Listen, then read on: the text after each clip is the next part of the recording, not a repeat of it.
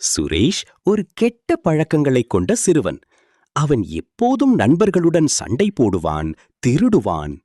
ஒரு நாள் அவன் படிக்கும் பள்ளியில் ஆசிரியர் அவன் அம்மாவை அழைத்தார்.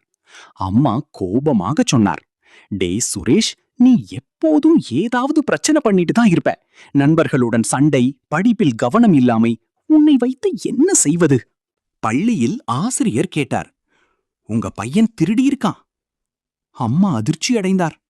என்னடா சுரேஷ், உண்மைய சொல்லு. அம்மா, நான் ஒன்னும் செய்யல என்றான் அவன். அப்போது ஒரு மாணவன் சொன்னான், சார், அவன் என் பையில் இருந்த பணத்தை எடுத்தான். வீட்டுக்கு வா, உனக்கு இருக்கிறது என்றார். அதை கேட்ட சுரேஷ் பயந்து பள்ளியிலிருந்து ஓடிவிட்டான். ஓடிக்கொண்டே சென்று ஒரு வீட்டு முன் நின்றான். வீட்டில் யாரும் இல்லை போல இருந்தது. ஜன்னல் வழியாக உள்ளே பார்த்தான். அதற்குள் நிறைய தங்க நாணயங்கள் இருந்தன.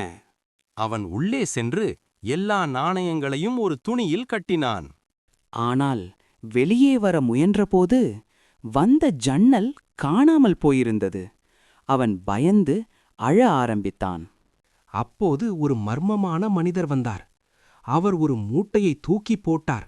அதை திறந்தபோது அதற்குள் இருந்தது தங்கமில்லை, சாம்பல். சுரேஷ் அதிர்ச்சியடைந்தான். அந்த மனிதர் சொன்னார், இது தெய்வத்தின் இடம், இங்கே திருட முடியாது. தன் தவறுகளை உணர்ந்து திருந்தினால்தான் வெளியே போக முடியும். அவர் மறைந்தார். சுரேஷ் அழுதான். நான் இனி பொய் சொல்ல மாட்டேன். கதவு திறக்கவில்லை. நான் நண்பர்களை அடிக்க மாட்டேன். திறக்கவில்லை.